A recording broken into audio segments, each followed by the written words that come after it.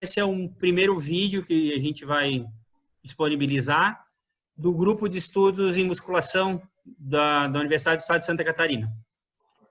É um grupo que, como o nome diz, está voltado ao estudo de tópicos, temas e correlatos do universo do exercício resistido, da musculação, que é um termo mais genérico e popular, do exercício resistido. E desde treinamento, protocolos de avaliação, equipamentos, com enfoque em alguns tópicos específicos, mais específicos, como treinamento baseado em velocidade, o Velocity Based Training, ajustes de característica alométrica para correção e normalização de força, alguma coisa relacionada a treinamento de atletas, e alguns outros tópicos que vão aparecendo também, que são de interesse dos participantes do grupo e que provavelmente serão de interesse de quem estiver assistindo o vídeo. Então, queria agradecer a todos por estarem participando. Hoje nós temos aqui o professor Jonathan, o professor Carminati, o professor Guilherme, o Wilson, que eu não conheço pessoalmente, mas já deixo um abraço, o Hermínio, estudante de Educação Física. É possível que apareça mais gente aí. A gente vai aceitando, vou aceitar aqui mais um participante hoje do encontro, que é o Jairo, que é mestrando no programa de pós-graduação em Ciências do Movimento Humano, lá no Cefid. Boa tarde, Jairo. Boa tarde.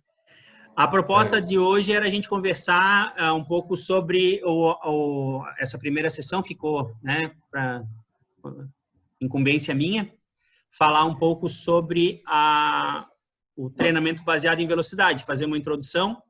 Alguns não estão muito familiarizados, outros estão mais, outros estão estudando o tópico. Então, nós vamos falar, e nós temos, contando agora, nós temos 30 minutos para conversar. Então, eu vou tentar fazer uma exposição 15, 20 minutos. Vocês podem interromper a hora que vocês quiserem, porque é um bate-papo mesmo. Eu vou fazer essa apresentação dos conceitos básicos.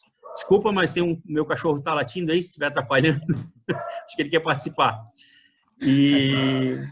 Então, nós vamos apresentar um pouquinho dos conceitos básicos do Velocity Based Training, né? Já dei uma chamada nele ali, vamos ver se ele para. Isso vai ficar bonito para a internet. Ô, Vlad, eu não sei até que ponto fica mais fluido. Aqui na minha internet está de boa, mas se o pessoal desligar o vídeo, não fica mais rápido? Para mim não mudou nada. É dúvida mesmo, não sei dizer. Até onde eu entendo, isso tem a ver com a banda de cada um contratada, né? E porque o provedor dá conta de tudo, né? O provedor onde está hospedado lá o software ali, né? O Zoom ali dá conta de tudo. Tanto é que eu acho que o limite, não sei se são 100 participantes, acho que são por reunião, então dá conta. Aí depende mais da conexão de cada um aí, né? Sim. Até onde eu entendo é assim, posso estar enganado. Então vamos começar, minha gente boa. A ideia hoje, então, eu não fiz nenhum tipo de roteiro, nada, né? E como a gente já vinha combinando, não é modelinho de aula, não sou professor de ninguém, né? Todo mundo aqui competente, capaz. Eu só mexo um pouco mais de tempo já com esse tópico, que é um tópico que me atrai demais, além de fazer parte do universo do exercício resistido, que é o que eu gosto mais de ler, aprender e aplicar, né, na minha prática enquanto profissional. Então, a ideia hoje é falar, provavelmente eu vou dividir esse tópico, que é um dos domínios de estudo do grupo que ficou como incumbência minha também, além da alometria.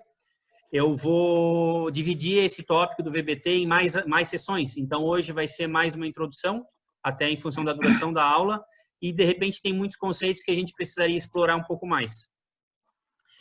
Vocês me perdoem, eu vou olhando de vez em quando o horário aqui, para eu não me perder, né? Para a gente saber quanto tempo tem para falar. Mas vocês interrompam a hora que vocês quiserem. Então, vai ser como eu estava dizendo, vai ser uma rápida interpretação, uma rápida exposição aqui. Eu vou, na medida do possível, eu vou compartilhando alguns artigos para a gente ir conversando. Mas mais vai ser bate-papo mesmo, e lá nos 10 minutos finais, talvez, se eu vou falar 15, 20, talvez 5 ou 10 minutos, a gente monta ali um perfil carga-velocidade que talvez seja a base do método, né? Aí quem estiver assistindo em casa depois desse vídeo, de repente pode ficar mais familiarizado. Então, a gente vai trabalhar com mais artigos, né? Com diferentes artigos de diferentes grupos de pesquisa, diferentes pesquisadores que vão abordar o mesmo tema. Então, como a ideia é uma conversa mais rápida, apresentação direta dos conceitos e dos princípios relacionados à aplicação do VBT, do Velocity Based Training, não vai dar para explorar cada artigo com muita particularidade, né? Então, vai ter que ser, a gente vai passar mais rápido por cada um dos artigos para que a interpretação geral do método, pelo menos a base, né, de interpretação, fique mais clara nesse começo. Eu mandei, então, para o grupo, nosso grupo do WhatsApp, alguns artigos que a gente poderia vir a mencionar nesse encontro de hoje, mandei na semana passada. Espero que alguns tenham tido a oportunidade de ler, alguns já tinham lido, não tem dúvida, né? Infelizmente, a maioria da produção está toda em inglês, então quem não domina inglês vai ficar um pouco mais difícil. Se esse vídeo for para a internet, é provável que vá para o canal do YouTube. Eu quero ver se consigo deixar as referências, pelo menos o DOI de cada artigo na descrição do vídeo ali, né? Então, vamos lá, gente. O VBT, né? Do que se trata esse método que ele tem crescido e com muita velocidade, especialmente nos últimos 5, 6 anos aí, crescimento no que diz respeito à produção científica e a identificação de variáveis pertinentes ao método, variáveis úteis para prescrição. Então, no sentido de monitorar e controlar a intensidade e volume das sessões de treinamento. O Velocity Based Training, então, como o nome do método já diz, é o treinamento com base na velocidade.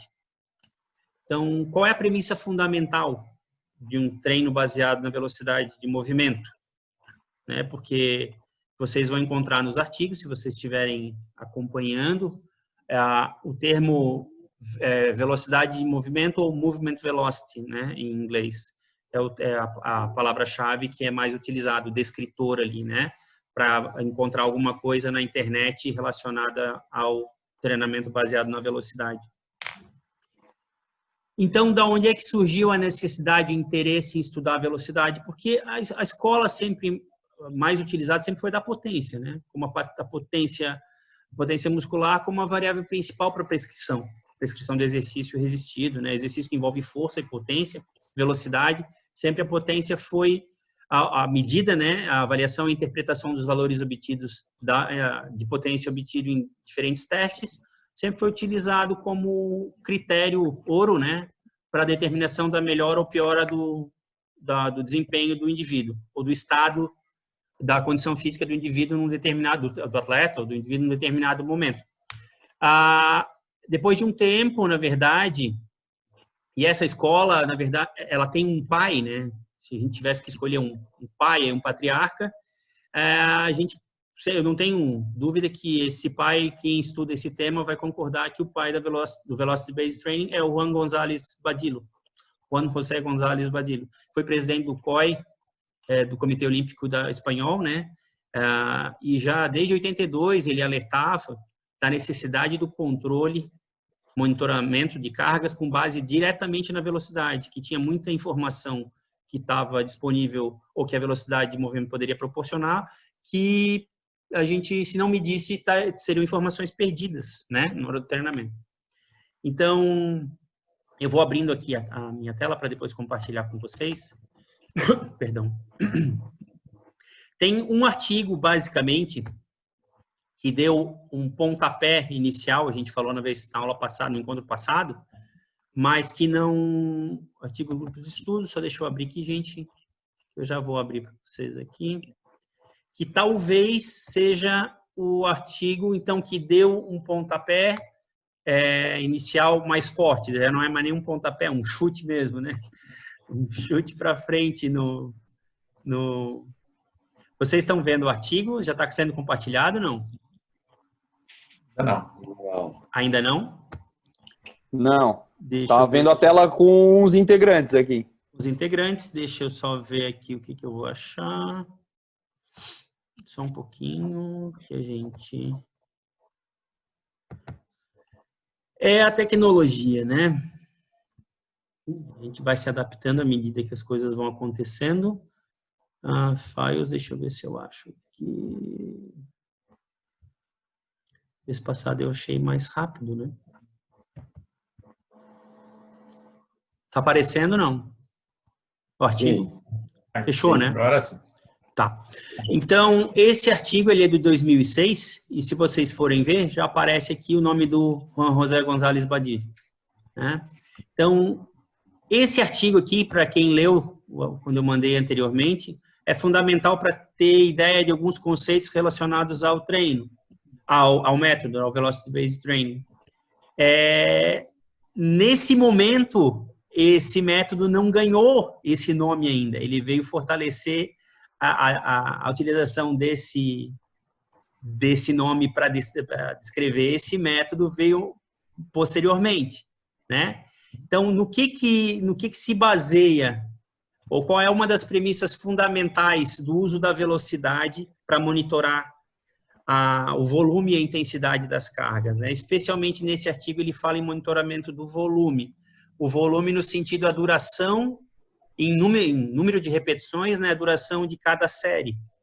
Então, eu vou tentar selecionar aqui, né? Vamos ver se eu consigo. Aqui não seleciona nada. Aqui onde eu estou com o cursor em cima, nesse gráfico, eu não vou, como eu já tinha dito no começo, eu não vou detalhar muito, né? Então, não vai ficar com uma característica de uma aulinha muito mastigada, porque eu estou partindo da ideia que já leram o artigo, né? Então, o que se vê nesses gráficos aqui? A intenção dos autores foi demonstrar que, independente do percentual de um RM utilizado nas séries, existe uma queda não intencional da velocidade de movimento. Certo? Certo. Existe um perfil de queda que é bastante particular, mas ainda assim é semelhante no que diz respeito, inclusive, à linearidade, né? Então, esse é um dos pontos que eles levantam nesse artigo, vale a pena conferir na íntegra, que tem bastante informações. Os autores, e por isso que deram o título para o artigo, de efeito da carga, né? Na queda, no declínio não intencional da velocidade de levantamento em séries de exercício realizado até a fadiga, ou até a exaustão, nesse caso, né? Durante séries, né, para exercícios de membros superiores e inferiores. Então, ali a gente tem o supino reto e a gente tem o supino e a gente tem o agachamento. Em princípio, os autores identificaram nessa linha aqui, e depois quem for ler o artigo mais propriamente na íntegra vai identificar que eles apontam um decréscimo aqui que eles identificaram estatisticamente como significativo. Significativo, ou seja, que existia uma queda de diferença, uma queda na velocidade de movimento que é diferente ou é estatisticamente significativa em relação à velocidade anterior. Isso poderia ser entendido como um marcador de desempenho, né? Por isso que eles chamaram esse ponto, que aqui não está descrito, quem for acompanhar o artigo depois, vai ler na íntegra, vai identificar que eles chamaram isso de limiar máximo de velocidade de movimento. Ou seja, o ponto ou a repetição a partir do início da série, que a velocidade apresenta uma queda estatisticamente significativa em relação às velocidades anteriores. Nesse caso aqui, eles não usaram a velocidade imediatamente anterior, eles usaram a média da velocidade entre a primeira e a segunda série. Isso depois acabou sendo mudado como critério, né? Mas eles já estavam preocupados em identificar limiares de transição de desempenho dentro de uma mesma série, para que tu pudesse prescrever com uma mesma carga relativa, nesse caso, intensidades diferentes, já que se a gente encerra uma série com um determinado percentual de um RM em um período mais precoce, é muito provável que a fadiga instalada seja menor, né? Então, esse é um dos critérios. Eu entrei direto aqui, né, nessa questão, que vai diferir um pouquinho as curvas aqui em relação ao agachamento, em relação ao supino, né, o bench press, e aqui a gente não tem agachamento, aqui é outro tipo de... Deixa eu só achar. Aqui é o agachamento, tá? Isso, este aqui. Então, o que deu origem, né? Principalmente esse artigo deu origem, principalmente, aos conceitos limiar mínimo de velocidade e o limiar máximo de velocidade. O limiar máximo de velocidade eu já expliquei para vocês e vou colocar mais para frente um pouquinho mais detalhado. Mas o que mais chamou a atenção nesse artigo foi o que eles consideraram chamar de limiar mínimo de velocidade, que é o que está aqui embaixo. Então, eu vou abrir vou abrir um slide, na verdade, aqui agora. Ver se eu consigo aqui ver. Só um minutinho, que talvez fique mais claro para vocês. É o slide ainda da minha apresentação do doutorado. Muita água passou debaixo da ponte desde lá. Mas o básico continua valendo, né? Deixa eu só abrir aqui. Tive a felicidade de ter na minha banca o professor Carminati, que está aí hoje. Né, Carminati? Yes. Tive a felicidade de ter o meu amigo Jonathan também. Então, foi muito bacana nesse sentido. Deixa eu abrir aqui, já estou abrindo, como premissas fundamentais, como eu tinha dito, né? Deixa eu ver se eu consigo abrir. Vocês estão vendo ou não? Sim. Já estão vendo, né? Sim. Deixa eu ir passando aqui para o que importa. Então, algumas premissas fundamentais aqui. Então, primeiro, monitoramento de exercício baseado na velocidade de movimento. Então, é como eu tinha dito, um método que utiliza a velocidade de movimento como variável para determinar a intensidade e duração das séries. Então, como premissa fundamental, aquilo que eu tinha dito, existe uma queda não intencional da velocidade de movimento em séries realizadas até com a instalação progressiva da fadiga, né? Geralmente, séries realizadas até a exaustão. Outra relação fundamental que nós já vamos entrar daqui a pouquinho, mas que eu volto, porque eu quero mostrar uma coisa para vocês aqui. Mais para frente um pouquinho, que é o conceito de limiar mínimo aqui, que a gente estava falando. Então, justamente o que é o limiar mínimo e limiar máximo? Limiar máximo, como vocês estão vendo aqui, né? Onde as bolinhas, onde está a bolinha que os autores identificaram, tá? O ponto. Então, é o ponto da série até o qual nenhuma mudança significativa da velocidade de movimento deve ser esperada. Eu tinha dito antes que era o ponto a partir do qual existe uma queda significativa, né? Então, o limiar é justamente o ponto até o qual onde não tem nenhuma mudança. A partir dali, existe uma queda significativa. E o que é o limiar mínimo, então? É o valor de velocidade de movimento apresentado na última repetição de uma série. Caracterizando, então, o ponto de exaustão. O que isso significa, então, gente, vindo para o gráfico aqui, né? É esses pontos aqui, ó. Tá todo mundo acompanhando, tá, né? Sim. Então, o que os autores identificaram, que talvez um dos achados mais importantes do estudo, é que, independente da intensidade do exercício utilizada, então a gente tem 75, 70, 65, 60% de um RM, independente da intensidade utilizada, nós temos limiares, aqui são valores absolutos de velocidade, tá? E aqui nós temos o número de repetições. Então, independente da intensidade utilizada, a gente tem valores finais, ou limiares de velocidade finais, que são muito parecidos. Então, eles assumiram que, independente da intensidade, cada exercício parece ter um limiar de velocidade mínima, que é igual, né? Ou seja, os limiares de velocidade mínima são os mesmos, né, para os mesmos exercícios, independente da intensidade utilizada. Mais para frente a gente vai entender por que isso é importante. Outra coisa que os autores identificaram nesse estudo foi que essa velocidade limiar mínimo das séries, né, ou seja, o ponto onde a série acaba, é claro que aqui eles estabeleceram um gráfico a partir de valores médios, e depois a gente também vai entender no decorrer dos outros encontros os problemas relacionados a isso. Então, eles identificaram que além de o mesmo exercício apresentar o mesmo limiar mínimo de velocidade independente da intensidade adequada, utilizada, esse limiar mínimo de velocidade era muito próximo à carga, à velocidade de um RM, ou seja, a velocidade de movimento que a gente observa quando faz um teste de uma repetição máxima. Certo?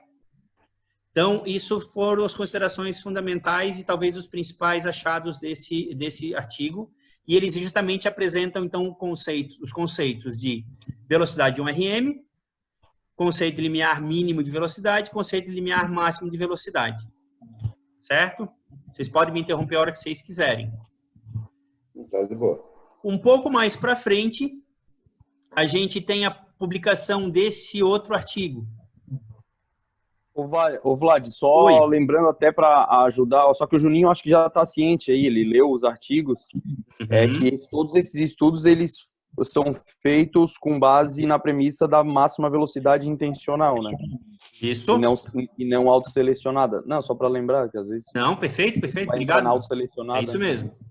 Então, passou batido, obrigado, professor Guilherme, que são conceitos dentro do método que são fundamentais serem relembrados, né? Que a velocidade, ela é útil como medida, enquanto os artigos que estão apresentados na literatura até aqui indicam que é preciso que as repetições ou os gestos ou os movimentos sejam realizados que chama de maximal intended velocity, né? Na velocidade máxima intencional, independente da carga. O que significa isso? Que mesmo que a carga seja pesada e tu queiras fazer uma velocidade rápida, tu não consigas. Mas por isso que é a intenção de se fazer a maior velocidade possível, independente dessa velocidade ter sido alcançada, ou essa maior velocidade ter sido alcançada na prática. Porque justamente quanto mais carga, a relação é inversa entre carga e velocidade. Então, tudo que a gente abordar, pelo menos até certo ponto, né, no estudo do VBT, na apresentação do VBT e na aplicação, vai estar sempre condicionado à realização das séries em velocidade intencionalmente máxima. Então, não é fazer a repetição em qualquer velocidade. Tá? Então, ótimo. Então, com o tempo... Deixa eu tirar isso aqui, está me incomodando. Com o tempo, esse artigo veio, então, do Gonzalez Balilo, né? Chamando a atenção para a segunda premissa fundamental do método. A primeira eu já falei, que existe uma relação, uma queda não intencional da velocidade de movimento, quando essa é realizada em velocidade intencionalmente máxima, tem uma queda não intencional, né, relacionada justamente à acumulação da fadiga, repetição a repetição. A partir daí, então, esse artigo é um outro que é um divisor de águas, onde a segunda premissa é estabelecida, que é justamente a existência de uma relação. Está todo mundo enxergando a tabelinha, né? Estou aberto aqui no computador também, pode seguir. Isso, mas os outros estão todos enxergando a tabela? Quero saber se estou compartilhando. Sim. Estou compartilhando, né? Sim, sim. Então, foi estabelecida essa relação aqui, né? Ou seja, de que existe uma relação linear. Nesse artigo, eles ainda tratam com uma relação de característica polinomial. Mas, com os estudos posteriores, se observou que uma relação linear é muito próxima e suficiente, e até, em termos práticos, é mais fácil de ser aplicada, né? Então, existe uma relação linear entre percentual de um RM e a velocidade de movimento a cada percentual relacionada. Então, fica claro de se entender que, a partir disso, fica muito fácil estabelecer um perfil carga-velocidade, que é o que a gente vai fazer agora, um perfil carga-velocidade individual. Ainda que nesse exercício que eles fizeram a avaliação no exercício do supino, acabou de me dar um recado que a gente tem 10 minutos. Então, eu vou eu vou terminar essa fala em 3, 4 minutos, eu vou traçar um perfil e depois a gente abre se alguém quiser dizer mais alguma coisa. Tá certo, gente? Ok. Então, vamos lá. Essa relação que eles identificaram, é claro que são valores médios, tanto é que a gente observa que tem valores de desvio padrão aqui, né? Que eles apresentaram para as velocidades de movimento. Aqui eles não apresentam, mas com certeza as cargas devem ter algum desvio padrão aqui também. Eles utilizaram, mas eles não mostram. Então, eles identificaram que seria possível, aí a gente consegue perceber nesse gráfico, né? Identificar a linearidade da relação, apesar de que a gente tem uma curva, eles propõem uma curva. Então, a partir dessa curva geral, seria possível prescrever ou identificar qual percentual de um RM estaria relacionado a uma determinada carga, ou seja, o indivíduo no começo do treino poderia deitar no supino, no banco do supino, botar uma determinada carga e realizar um movimento. Estando o avaliador, o instrutor, né, o profissional de posse de algum equipamento capaz de identificar e de medir em tempo real a velocidade do movimento, ele seria capaz de, com base nessa equação que está aqui, fazer a estimativa do percentual de um RM que seria correspondente àquela carga. E com isso dimensionar se o cara, ou o atleta, né, estava mais cansado, já estava recuperado ou não, e para ver se aquela carga estaria de acordo com a proposta da sessão de treinamento daquele dia, ou daquela semana, dependendo do que ele tivesse, né, proposto a fazer. Deixa eu ver se não tem mais ninguém na sala aqui. Acho que ninguém está pedindo para entrar, não. Tá. A gente vai ver no decorrer das outras aulas que curvas gerais ou curvas universais, que vai variar de exercício para exercício, cada vez elas tem sido identificado que elas não são tão úteis quanto se mostram. No sentido que úteis são, mas tem uma chance de erro bastante grande. Porque essa relação entre um RM, entre velocidade de movimento e percentuais de um RM, parece estar muito relacionada ao tipo de exercício, ou seja, ela parece variar de acordo com o tipo de exercício, o sexo, daí mais posteriormente apareceu que existe essa possibilidade que homens e mulheres possam ter uma relação um pouco diferente. Eu vou abordar em outros encontros, né, mais especificamente, como eu já tinha falado. E também parece haver uma diferença na relação quando são pessoas mais velhas, né? Os idosos, que é um dos tópicos do estudo do Jairo, que está aqui presente na reunião hoje, que faz parte da dissertação de mestrado dele. Certo? Então, o que a gente tem aqui montado até agora? Que o método Velocity Based Training ele veio como uma ferramenta fundamental para poder determinar, né, ou avaliar a característica da carga no que diz respeito à possibilidade de de estimar o percentual de um RM que aquela carga de treinamento estaria relacionada. E a partir disso, com base em limiares máximos ou mínimos, definir a duração das séries. De maneiras gerais, é isso daí.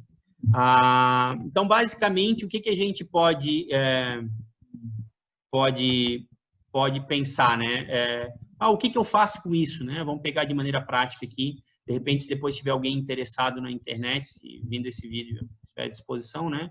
Digamos que um determinado sujeito, vocês estão vendo a planilha do Excel, não? Sim. Vamos pegar valores aleatórios aqui rapidão, né? Vamos dizer que aqui seja, então, a carga. Opa, o dedo tá grosso hoje. Carga, e aqui nós temos a velocidade de movimento. Lembrando sempre que o indivíduo ele tem que ter à disposição alguma ferramenta que permita medir, né, essa velocidade de movimento. Então, se ele vai fazer isso a partir do celular dele, com aplicativos específicos, como o MyLift, né, usando o iPhone, ele conseguiria fazer uma estimativa da velocidade de movimento. Se ele vai usar um encoder linear para fazer essa medida, é uma outra possibilidade. Se ele vai usar equipamentos baseados em centrais inerciais, ou, né, ele pode usar. Então, vai variar de acordo com a tecnologia, inclusive a precisão dessa velocidade medida. Independente disso, vamos supor algumas cargas aqui, sei lá, 20 quilos, 30 quilos, 40 quilos, 50 quilos. Vamos supor aqui uma velocidade de 1,3. 1 metro por segundo a próxima, sei lá, vamos pegar valores aleatórios aqui. 0,7, isso eu acho que vai dar bem linear, eu tô achando. Isso é o supino, né? Exercício. Independente, tá? Né? Independente. Tá. É claro que a gente tem peculiaridades que mais tarde a gente vai poder abordar. Deixa eu ver quanto tempo falta aqui para nossa reunião. Faltam 3 minutos, eu acho que vai terminar, não vai dar nem tempo para ninguém falar. Se vocês quiserem, a gente abre uma outra reunião depois dessa, vocês querem ou vamos manter assim? Aqui está dizendo que falta 4h20. Isso, porque eu comecei um pouquinho antes no meu celular para dar uma folguinha, né? Quanto tempo tem de... 40 minutos. 40? Uhum. Vocês querem continuar para que depois a gente debata ou aí eu já abro uma nova reunião agora? Ou o que a gente faz? Eu fico por vocês. Ou eu encerro aqui nesses 2 minutos traçando o perfil e a gente conversa mais depois. Encerra traçando, aí depois a gente abre outro. A gente vê o que faz. Então, vamos lá. Digamos que eu tenho essas características de curva. Eu vou selecionar aqui e vamos traçar um gráfico de dispersão aqui. Certo? Então, na verdade, vai dar absolutamente linear por causa da característica das velocidades aqui, né? Então, se eu mandar traçar uma linha de tendência aqui, o que vai acontecer? Ele vai me pedir aqui, eu vou pedir para ele no Excel, né, uma planilha do Excel, ele vai me gerar uma equação, né? Então, o que eu tenho nessa equação? Eu tenho condições, e aqui olha o R quadrado que deu, ou seja, deu uma linearidade perfeita. Isso aqui é muito difícil de alcançar em dados reais, né, em coletas reais, mas é possível de acontecer. É pouco provável, mas é possível, né? Então, nós temos aqui que se a gente tiver a velocidade, a carga nesse caso, a gente conseguiria identificar a velocidade estimada para alcançar. E assim a gente poderia, inclusive, estabelecer a carga máxima. Mas como é que eu faço para estabelecer a carga máxima? Eu tenho que conhecer aquilo que os autores chamaram lá no artigo, lembra? Eu chamei de velocidade de um RM. Supondo que esse exercício fosse um exercício no supino, os autores propõem, e depois esse valor veio a ser ratificado em publicações posteriores, ele veio a ser ratificado como 0,17 metros por segundo, como sendo a velocidade normalmente observada, ou, em média, esse valor que se observa em testes de um RM. Isso aqui tem um desvio padrão, se eu não me engano, 0,3. Então, isso vai até 0,25 metros por segundo, entre 0,9 e 0,25. Então, tem uma amplitude grande aqui. Mas, para traçar um perfil de carga-velocidade, a gente é obrigado a escolher um valor. Então, a gente escolhe um valor médio. Então, se eu tiver uma velocidade de movimento, velocidade de um RM de 0,17, lembrando que aqui eu estou arbitrando, como é que eu vou chegar ao valor de um RM? Então, o meu 1RM vai ser igual a, eu já tenho a velocidade 0,17 menos o intercepto da reta lá, 1,9. O intercepto do eixo Y, né? E eu vou dividir pelo coeficiente de inclinação da reta, que é o 0,03. Então, o que eu vou ter lá? Eu tenho uma carga de um RM de 57 quilos. Certo? É bem facinho. Bem facinho. Não sei se alguém já tinha feito, mas é só matemática básica, né? Não tem mistério nenhum, sabendo usar uma planilha, sabendo adquirir o dado. Então, eu tenho uma estimativa. Agora, com isso, eu dou conta de fazer muita coisa. Inclusive, eu consigo determinar quanto é que vale cada carga dessa. Então, eu divido essa pelo meu percentual, pela minha carga absoluta lá, o meu RM, né? Dividido por 67, vezes 100. Então, aqui eu tenho uma carga de 34,68%. Aqui eu tenho uma carga de 52%, aqui uma carga de 69%, aqui uma carga que corresponde, então, a 86,7% de um RM. E aí eu brinco com essas variáveis do jeito que eu bem entender. Inclusive para avaliações futuras, que é uma outra premissa, que embora um RM possa mudar com a melhora do desempenho do indivíduo, a relação dele entre um RM entre percentuais de um RM e velocidade não muda.